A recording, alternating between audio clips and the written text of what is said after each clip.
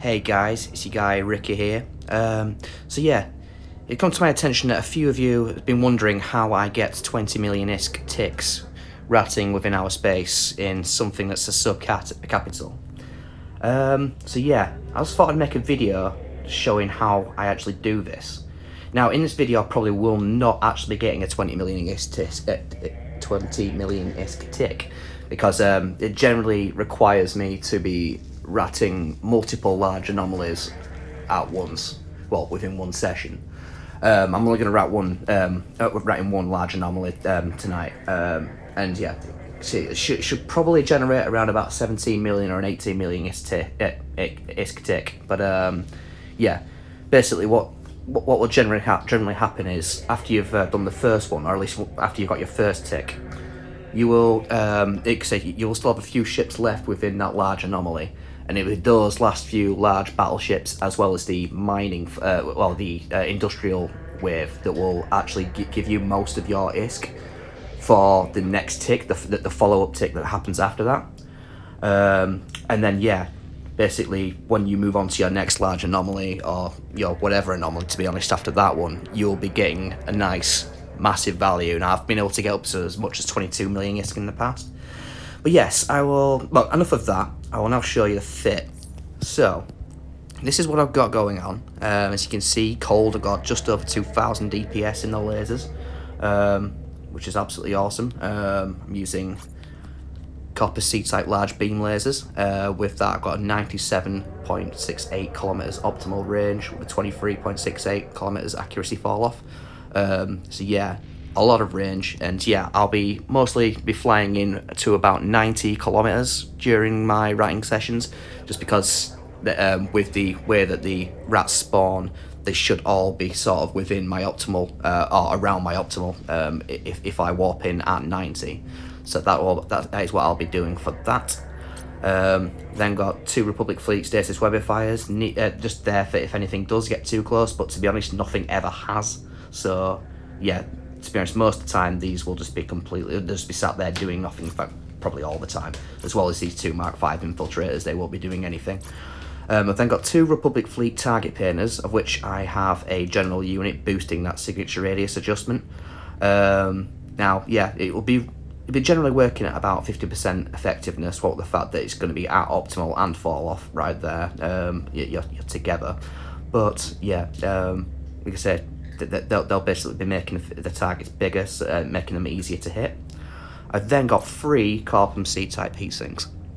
At the moment, I've got an activation time of 34 seconds on those guys, which is absolutely awesome. Oh, someone's donated. Sweet. And yeah, basically be activating all 3 of them at the same time. It gives me a massive DPS boost, along with a couple other parts of the ship that just causes me to churn out tons of DPS. I've also got 2 Gist C-type large capacitor batteries, and yeah, they're also boosted as well, getting a nice massive 4150 gigajoules per activation on those guys. That is thanks to the general unit as well. As you can see, my reactivation delay has been extended because of that, but they still also come out of reactivation delay before the heat sinks do, so it's actually fine that the general unit does actually end up nerfing the reactivation delay on these guys. Now what I'll be generally doing is activating one, and then when that finishes I'll be activating the second, so I get 50 seconds of basically capless playtime right there. And then I've just got a copper C-type large armor repairer, which is just there just to top up my armor should I need it. Generally I don't, just because I'm hitting from from so far away, but yeah, it's there. Within the rigs, I've got 1 ambit extension there, just boosting my range all the way up to 97 kilometers optimal range. Absolutely beautiful. And then yeah, 2 burst aerators just boosting my DPS. I've then got 2 targeting system sub-controllers in there, just boosting my scan resolution, as well as a capacitor control circuit that's just going to help keep the capacitor up whilst the batteries are active. And then as for the nanocore, I am literally just using a Blood Raider veteran nanocore there. It's just boosting the laser damage. Don't need anything else. That's just, yeah, It's giving me a nice DPS boost right there. And then the other part of that is this is also that I'm using this pulse crystal implant. Now at the moment, like I said, I haven't really got it that well upgraded, and to be honest, you could just get one of the blue ones, one of the basic implants, and it'll do just as well. Now like I said, I have got it past level 15, so I am getting the capacitor recharge time bonus whenever the pulse crystals are turned off. And then I've got my capacitor battery overheating boost general unit right there, just boosting the temporary capacitor effect by 38%. Nice big boost right there. And it actually, it means I can use the implant or the heat sinks. I can use the target painters and the lasers throughout an entire cycle, and it will not cost me any of my main capacitor while I do that. And then I have the target painting general unit as well. It's just boosting my signature radius effect by 14%. It is also cutting away at my optimal and fall off, but it does the job. It's fine. I think I've just deselected that, haven't I? No, all good. There we go. That is my setup. So what I'm going to do now is going to take it out to a large anomaly, and we will, like I say, I will show you how I actually, how I will attack that. But before I do, I will show you the the things that I do during the writing session in order to get myself the most optimal performance, defeating those rats. So I'm just going to undock a second and show you how I actually do things. So, let's just zoom in a bit. That's a stop. So as you can see right here, I've got my guns spread out across two sections. Two lots of 4. I've also got 2 target painters like that right there. And basically, when it comes to the small ships, I will target them with one set of painters, one painter and one set of lasers for each. So the frigates and destroyers, I will just target them with one of the sets. When it comes to the cruisers, I will target with all 4, and the same for anything bigger. So battle cruisers and battleships, they will get all 8 lasers and both target painters at once when I'm targeted on one. So let's just go back to the fitting a sec. So as you can see, I have just over 2,000 DPS on my ship Cold, and I'll be using that against small ships like frigates and destroyers and cruisers actually. I'll basically be going cold DPS on that. When it comes to the battleships and battle cruisers, though, they are large enough for me to hit whilst in striker mode. I activate the striker mode for when I'm taking on battle cruisers and battleships. Now, Cold at that point, I've got just under 3,000 DPS in the lasers alone, which is quite nice. Once it comes to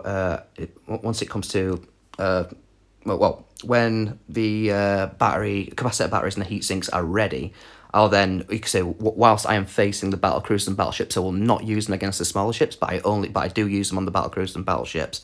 What I will then do is activate the implant, activate a capacitor battery, and all 3 heat sinks all at once. Now, as you can see from this. This will knock me straight up to 6,101 DPS. Absolute monster DPS on a battleship. Absolutely amazing.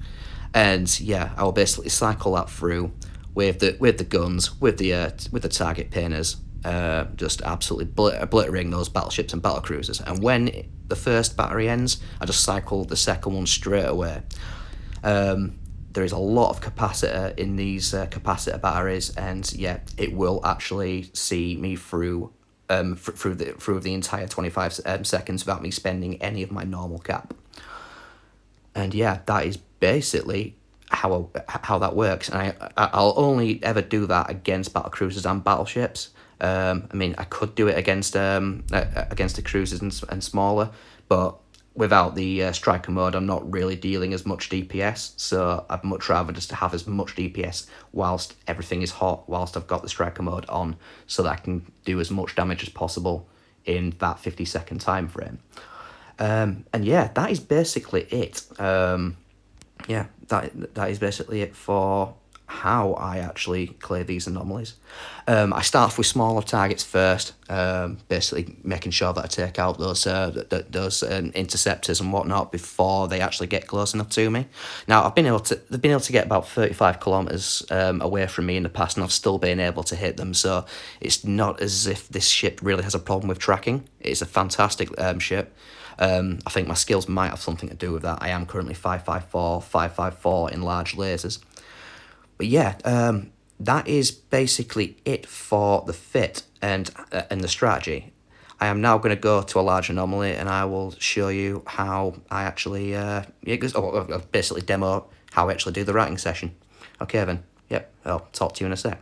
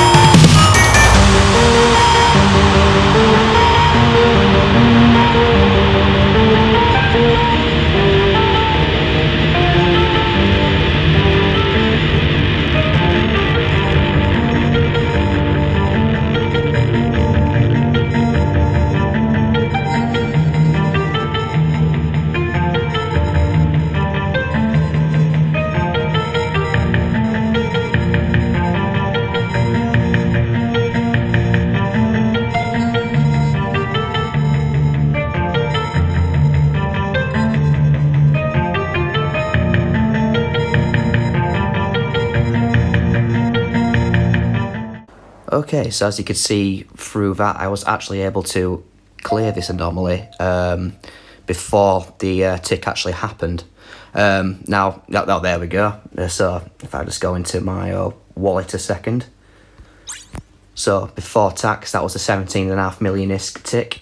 Now that was from a fresh anomaly as well, without a tick starting halfway through, of which would be your optimum case for actually earning ISK. When clearing large anomalies, you want to be starting probably 1 or 2 waves in. That's how you end up getting a tick with that's 20 plus million within there. Now I'm just going to claim a commendation on that. There we go. As you can see, that's 2 lots of 17.5, so 35 million plus a 5 million bonus from the structure. So yeah, that is a 40 million ISK tick right there that we've just got with all the extra bonuses on top, which is very nice. And yeah, I was able to clear that with no issues. I did get into armor, but meh, single rep and I'll be done there, won't I? So yeah. So for any tips that I would give here, bloody hell, right station, that's what I wanted. All right. I would definitely say use 2 capacitor batteries. What you want to be doing is using that implant without actually burning your main cap, because you want to be keeping the DPS up as high as possible. And in order to do that, you need to have as much cap as possible, since the implant runs off of your capacitor. So yeah, I would definitely use 2 cap batteries for that, and only cycle the implant when those capacitor batteries are active. That way you will get the most, you will get the most DPS at the most important times, i.e. when you're trying to plough through the enormous amount of HP that there are in the battleships and the battle cruisers. And yeah, that's basically it really. Just hit from 90 kilometers out. I mean, yeah, it's 100 kilometers out, but yeah, it's just a care for those ships that spawn behind the center point. And yeah, that's basically it really. The Apocalypse Striker, basically a capital ship for the amount of DPS it can churn out, and it can give you some really decent ticks. Absolutely awesome. And as you can see just then, I did do a medium anomaly when I said I was going to do a large one. Sadly, there were no large anomalies available at the time, so yeah, it's just what I went with. But yeah, I think you can get the gist of how I actually generate 20 million ISK a tick with this thing. Yeah, it does help if there's 3 or 4 large anomalies out there, so that you can actually be getting that higher level of ISK off of those final sets of ships within those last 2 waves. So yeah, your ideal situation is to start a tick about 1 or 2 waves in, and then yeah, you'll be earning 20 to 22 million ISK a tick, or 50 million ISK including the bonuses and commendations. So yeah, that's it really. See you later.